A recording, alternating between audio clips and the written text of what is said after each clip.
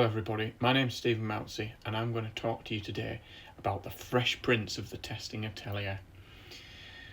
We're going to talk through all the lessons and things that I've learned from running the testing atelier over the years, and we're going to put them in the context of community building to leave you with some hints and tips about building your community. So to start with, we're going to do something a little bit fun. We're going to listen to me sing you a song. Here we go.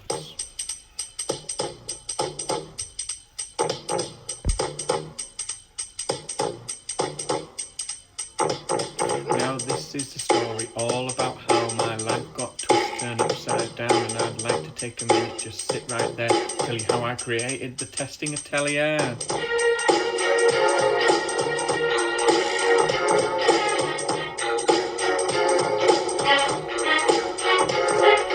West Yorkshire, born and raised in an office was where I spent most of my days, testing stuff, automating things, doing some performance testing. I thought I was cool when a couple of peeps were up to real good, started talking to in my neighbourhood. Did one little community event and they said that was ace, let's do some more.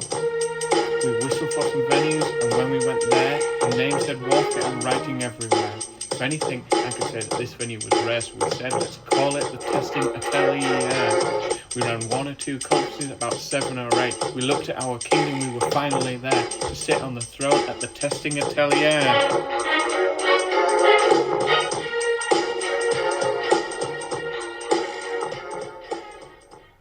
So thanks very much for putting up with me and that little bit of fun.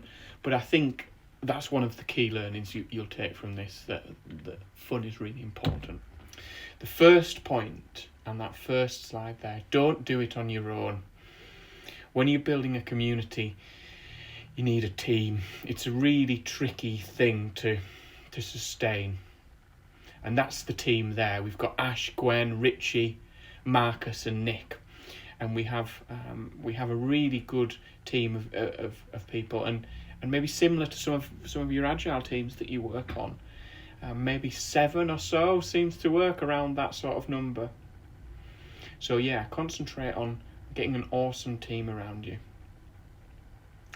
There's a graph there on the left that shows you Emily Wemmer's communities model, and that actually there's a lot of effort needed to go in to get a community in through forming, through maturing and into self-sustaining. So yeah, get a team behind you, help them to help you build it up. And people will come and go. For us, we've had I think we've done around 8 ateliers now, and we've had the teams changed over time. We've had individuals join us, we've had individuals leave, but we've constantly strived to kind of be around that 5 or 6 mark as a minimum, and we let people do what they're good at as well.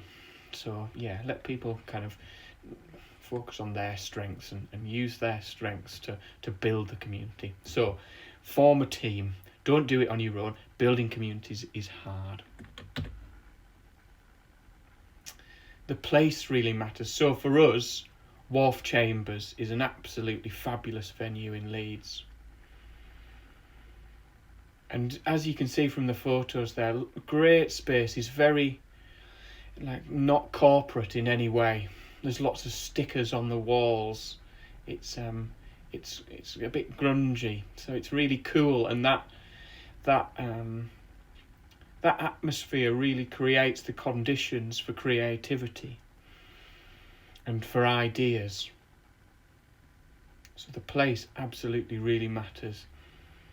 Safe space as well. So it's yes, it's anti-corporate, but it's also a very inclusive environment, Wharf Chambers, with it being a workers' cooperative. So people feel very, very safe to air their thoughts and ideas there. And we've got 3 spaces there. So we've got the bar area at the bottom right, where people can congregate and have a drink in the afternoon, dare I say it, if they would like. And we provide food there.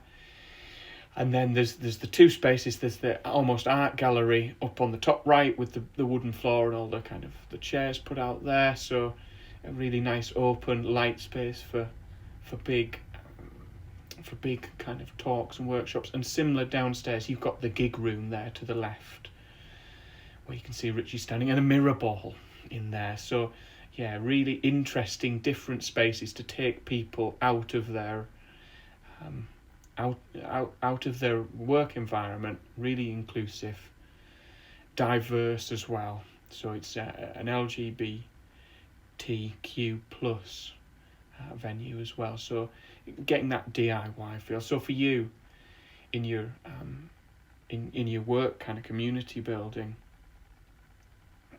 making the space and the place really matter. Can you do it outside? Can you go for a walk? Can you have an away day where you take your team somewhere, for example?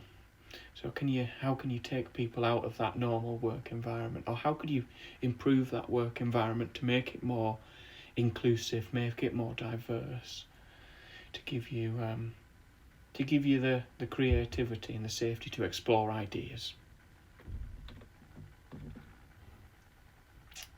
Another thing that we do is awesome content, and we use our networks, the atelier team, to scour the testing landscape and get the best people that we can to come and talk and do really interesting things for us. So it's really interactive, engaging, worthwhile. We've done lots of really, really cool sessions. We've played games, agile games, testing games, and had a game-specific section. We've done quizzes. We've done the dysfunctional scrum. We've played ball games. And what we've got here is a chap called Jay, and he's doing a live hack here on a website and talking the group through what he would do, how he would attack that website. So yeah, really good. Attract awesome content. And another point for that team, get that team and use your contacts inside and outside of work to make it really useful for people, so that they're learning things that they can take back. We tend to have talks in the morning, so it's a full day conference. We tend to have talks in the morning, and then more interactive content in the afternoon once everybody's had lunch, and that seems to really work for us. We also video them now as well and put them online, and we try and give that back to the community. So to try and, the atelier, I think, was started around making learning free. I went to a lot of testing conferences and really, really enjoyed the learning that I got from them, and I found a group of people who thought the same and were willing to give their time to do that and to make learning possible for lots of different people. So yeah, awesome content means that people are going to learn things from your community and from your session, and keep coming back if it's useful. And then putting it online makes it that resource for people to refer to. And how could you do that? Could you put that on Confluence pages? How could you make the content of your community live on longer than the session? Make it fun. And I think this is a really, really key point to the atelier, is we do a lot of things to try and make it really fun. Like you can see the poster in the background there, and this is a session about Jurassic Park. And what we did here is we got clips from Jurassic Park and asked where the testing had failed there. So when Dennis Nedry stole I think it was a velociraptor egg, I'm not entirely sure, but when Dennis Nedry stole the velociraptor egg, what security testing could have happened there? And we had an absolutely fabulous time dissecting the testing errors that had occurred in that Jurassic Park system. I mean, one guy automating 20,000 lines of code, incredible thing, wasn't it? So make it fun as well. People will come back if it's fun and they're learning something. They'll definitely come back. We've played games, so absolutely, games are really important for us.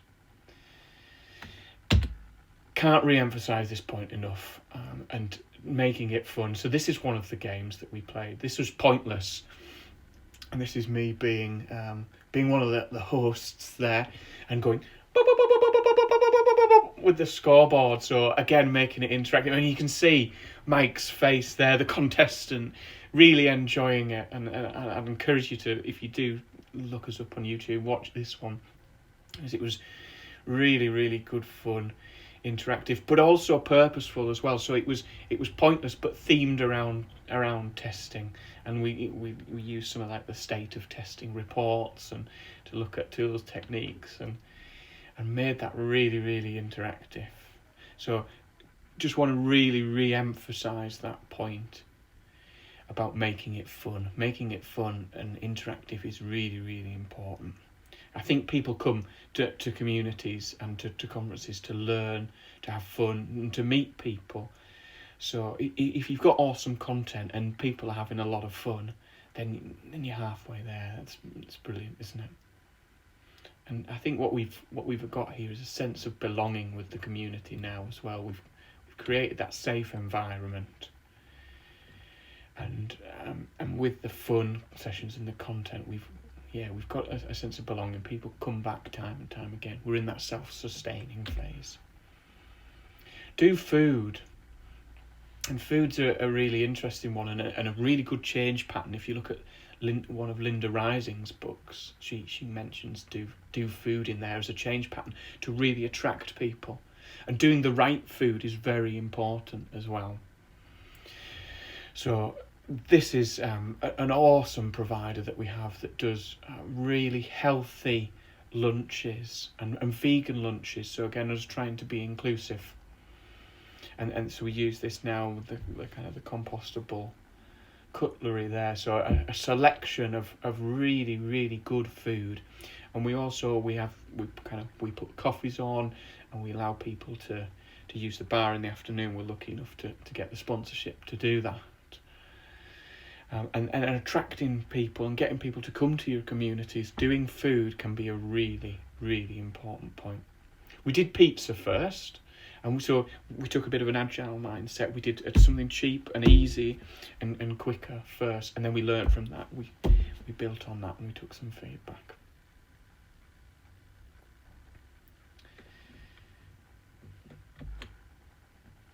And so that brings me on to this point about being agile in the way that we run our communities. So what did we do? We kept it simple at first. So initially I ran the first atelier in my place of work, and so we kept it simple. We got my employer to deliver the food, and we kept the venue costs to minimum, and we just invited our friends to come and talk at it.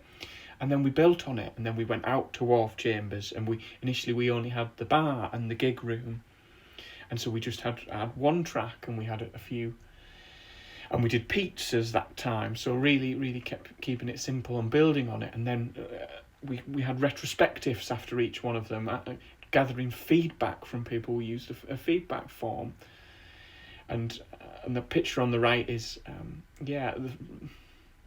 our retro after atelier number 6 in 2018. So we lived some of those agile principles and mindset there. We kept it simple, we built it, and then after that time where we had simply the bar room and the gig room, then we got upstairs, which was the more art gallery space, and used that, and then went for 2 tracks. And then as our kind of brand grew around the community, we got more sponsorship, and then that allowed us to get somebody to come record the videos again. So we were just kind of constantly listening to feedback, reflecting on it, and then we moved to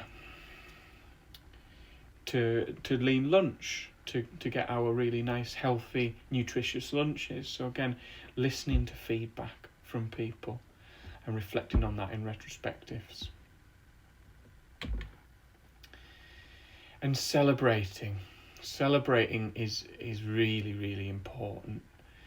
I think the positive psychology of actually going out and celebrating when you've done something good is really, really important. So and this is one of our celebrations here. This is an escape room, and we went and as a team, and we went and escaped just in the nick of time. And so I can't talk highly enough about celebrating your successes. So that's something that we do after each atelier. We go out, and even if it's just kind of a few drinks or doing something like this, we'll make a real point of getting together as a group and celebrating, and just reflecting that we've done something there. We've given back to the community. So for you in your community at work, if you have a really good community meeting, then get out there and celebrate it, and make a point of maybe putting it on Slack and saying, wasn't this great, amplifying the learning of that, and trying to just reward yourself a little bit. And if we can do this, you definitely can too. So we're a group of testers and a group of friends, and if we can do this, if we can put on some good content, have some fun, reflect, do food, reflect and improve, and then celebrate, you can do it too. Yes, it's going to require some effort, but you can do it too. So summing up then, 3 kind of key points that I want to re-emphasise here. Teamwork's really important. So forming a team around any community, I think, is really important. Trying to build a community with 1 or 2 people, and I've done it myself, is really hard work. You run out of content very quickly, and it's a lot of work kind of organising and chasing things. So have a little team around it. Get a bunch of people who have the same passion that you have, and lean on them, and focusing on what are their strengths and their abilities, and use them. Make learning fun. So again, restating this, that absolutely one of the goals for me of the atelier and the community was that learning, and making the learning, which I'd seen at many conferences, making that learning free for as many people as possible. And the atelier is 100% free. We give away all our tickets. We're usually 100 in Leeds, and not far away from that in Newcastle. So making that learning free was a real key point to me. And not only making that learning free, really engaging people so that learning goes in, and making that really fun.